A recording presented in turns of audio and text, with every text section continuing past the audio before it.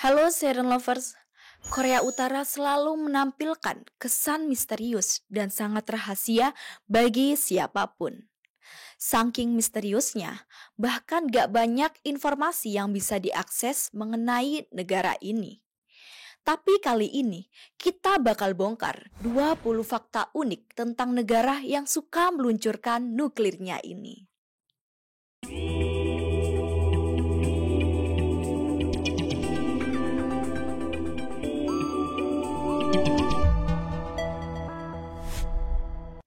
Yang pertama, Korea Utara bukan negara komunis. Salah satu fakta yang sulit dipercaya adalah Korea Utara bukanlah negara komunis. Meskipun Kim Il-sung yang merupakan pendiri negara ini percaya pada prinsip sosialisme dan komunisme, namun prinsip tersebut semakin pudar seiring berjalannya waktu. Banyak sekali praktik komunis klasik yang ditinggalkan karena dianggap tidak relevan di zaman modern ini. Korea Utara mengganti prinsip-prinsip komunisnya dengan Juche, yang merupakan sebuah ideologi politik baru yang diciptakan oleh Kim Il-sung. Prinsip Juche berpegang teguh pada kemandirian negara seperti yang mereka inginkan. Bahkan, semua penyebutan komunisme telah dihapuskan sepenuhnya dari konstitusi pada tahun 2009. Yang kedua, jumlah tentara terbanyak keempat di dunia. Pada tahun 1990-an, Kim Jong-il membuat kebijakan Songun untuk memperkuat kekuatan militer Korea Utara di masa depan. Kebijakan Songun tersebut berhasil menjadikan Korea Utara sebagai negara yang memiliki militer aktif terbesar keempat di dunia. Dengan sekitar 1,21 juta tentara atau 4,7% dari populasinya. Menurut Global Firepower, Korea Utara menyandang kekuatan militer nomor 36 terkuat di dunia dari total 145 negara. Yang ketiga, diperintah secara turun-temurun. Pemimpin pertama Korea Utara adalah Kim Il-sung yang menjadi presiden setelah berjuang dalam perang gerilya revolusioner pada Perang Dunia Kedua. Kim Il-sung memerintah dari tahun 1948 hingga tahun 1994 dengan gelar kehormatan berupa pemimpin besar. Kemudian Kim Jong-il menggantikan ayahnya sejak tahun 1994 hingga tahun 2011. Kim Jong-il memimpin Korea Utara dengan sangat temperamental dan selalu mementingkan diri sendiri. Meski demikian, Kim Jong-il mendapat gelar pemimpin tersayang sebagai gelar kehormatannya. Kemudian saat ini Kim Jong-un merupakan pemimpin terbaru yang menggantikan ayahnya. Kepemimpinan Kim Jong-un juga dikenal tidak lebih baik dari sebelumnya. Bahkan pemerintahannya dikenal dengan tangan besi seperti nenek moyangnya. Yang keempat, warganya tidak memiliki akses internet. Pemerintah hanya mengizinkan akses internet bagi 1.000 warga elit terpilih, sementara sisanya tidak memiliki akses internet lantaran diblokir pemerintah. Meski demikian, pemerintah mengizinkan akses internet di beberapa kota besar untuk keperluan bekerja dan belajar. Jaringan akses internet berizin tersebut hanya beroperasi di server dalam negeri yang sangat terbatas ke beberapa situs web yang disetujui negara. Selain golongan elit, terdapat golongan yang diizinkan mengakses internet, yaitu orang-orang yang bekerja di unit propaganda atau peretasan pemerintah. Kedua golongan tersebut umumnya cenderung bergengsi dengan gaji dan hak istimewa yang selangit untuk mencegah mereka meninggalkan negaranya setelah melihat dunia luar yang jauh lebih indah dari Korea Utara.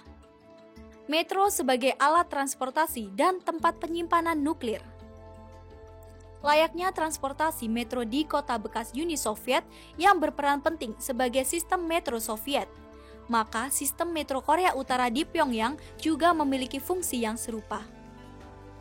Sistem metro Pyongyang terletak di bawah tanah berkedalaman 96 meter dengan dilengkapi sistem yang rumit dan kompleks.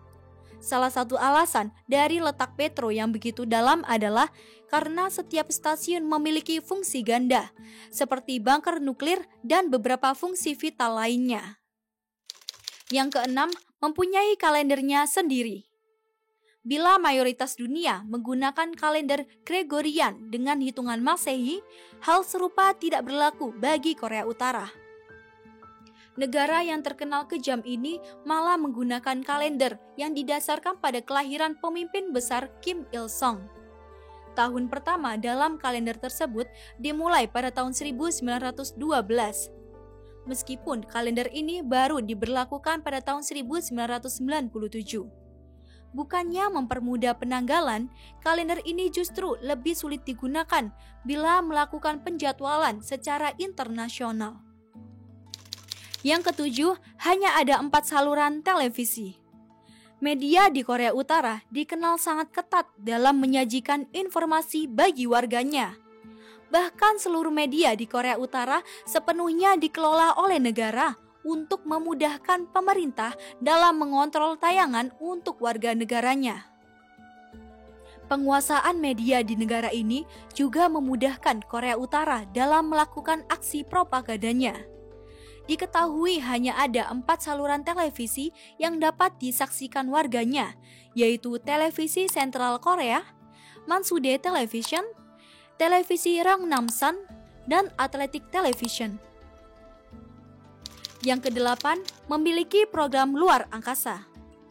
Korea Utara meluncurkan satelit pertamanya pada tahun 1998 dengan meluncurkan satelit Kwangmyongsong-il. Korea Utara mengklaim bahwa peluncuran satelit tersebut berhasil dilakukan. Namun, beberapa peneliti tidak menemukan objek apapun yang terlacak di orbit peluncuran tersebut. Sejak saat itu, negara lain yang dulunya memuji Korea Utara menjadi tidak percaya dengan peluncuran yang dilakukan oleh negara tersebut. Korea Utara juga mengklaim bahwa negaranya telah melakukan 4 peluncuran dan yang terakhir dilakukan pada tahun 2016. Dari beberapa peluncuran yang dilakukan, hanya terdapat 2 satelit yang mencapai orbit, namun keduanya gagal berfungsi. Meski demikian, Korea Utara menganggap bahwa semua peluncuran yang dilakukannya merupakan sebuah kesuksesan besar. Yang kesembilan, rakyatnya tidak menyebut diri mereka orang Korea Utara. Sejak terpecahnya Korea menjadi Korea Utara dan Korea Selatan, negara yang sekarang dipimpin oleh Kim Jong-un ini tidak mengakui adanya negara Korea Selatan. Oleh karena itu, pemerintah mengklaim bahwa Korea tidak terpecah dan Korea hanya satu, yaitu mereka.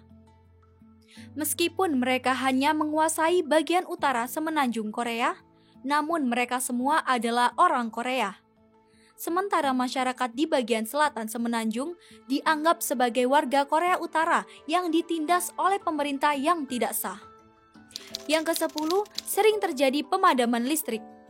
Sebagian besar infrastruktur kelistrikan di Korea Utara sudah usang dan mengalami kerusakan. Meskipun negara ini berupaya menggantikan pembangkit listrik berbahan bakar fosil dengan energi terbarukan, namun upaya tersebut belum sepenuhnya mampu mengatasi masalah ketidakstabilan pasokan listrik yang terjadi. Ketidakstabilan tersebut membuat berbagai perangkat elektronik hanya dioperasikan pada waktu-waktu tertentu untuk mencegah jaringan listrik mengalami kelebihan beban. Dampaknya, berbagai aktivitas terganggu dan tak jarang masyarakatnya harus mencari alternatif lain untuk mengerjakan kegiatannya.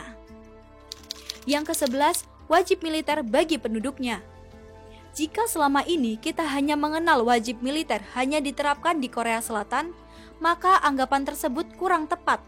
Pasalnya Korea Utara juga menerapkan kebijakan serupa. Hingga tahun 2015, Korea Utara hanya mewajibkan laki-laki untuk mengikutinya, sedangkan perempuan hanya sukarela.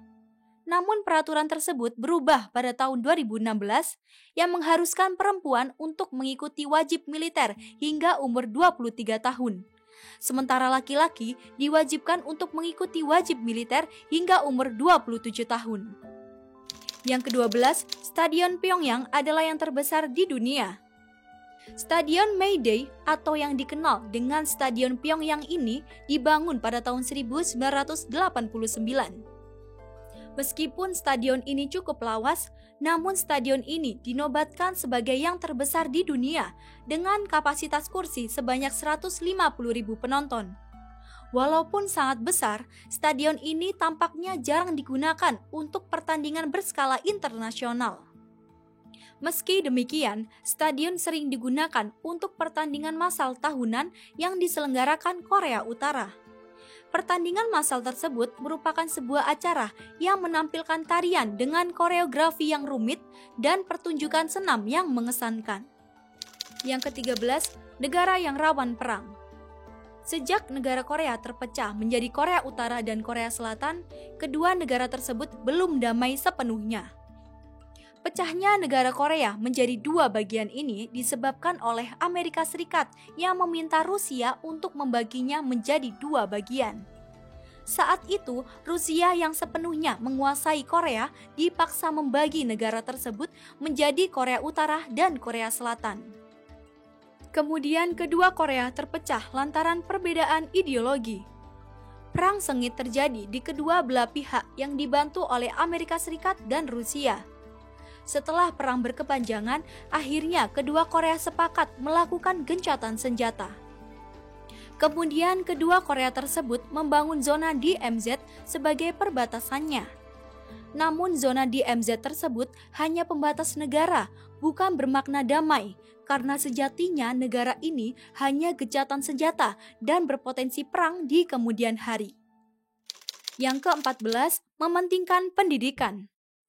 Meskipun terkenal kejam, namun pemerintah Korea Utara sangat mementingkan pendidikan warganya.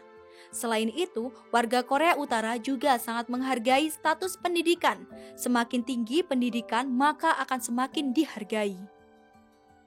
Pemerintah Korea Utara menyediakan pendidikan gratis dari tingkat taman kanak-kanak hingga universitas bagi semua warganya. Meskipun sistem pendidikan Korea Utara diperkirakan masih tertinggal dibandingkan negara lain, namun tingkat literasinya diperkirakan cukup tinggi daripada negara lain. Yang ke-15, dilarang mengambil foto tanpa izin. Meskipun Korea Utara dikenal dengan stigma buruknya, namun negara ini ternyata menyimpan berbagai keindahan. Arsitektur di negara ini terbilang cukup unik dengan kesan yang sangat khas. Selain itu, bentang alamnya sangat memukau, terutama kawasan pantai dan gunungnya. Meski berbagai pemandangan tersebut sangat indah, namun para pengunjung dilarang mengambil foto sembarangan. Hal ini dikarenakan Korea Utara harus tetap menjaga kerahasiaan negaranya. Jika wisatawan ingin berfoto, maka harus mengikuti peraturan yang ada dan meminta izin kepada pemandu wisata. Bila wisatawan terbukti melanggar aturan, maka pemerintah dapat menghukum wisatawan tersebut.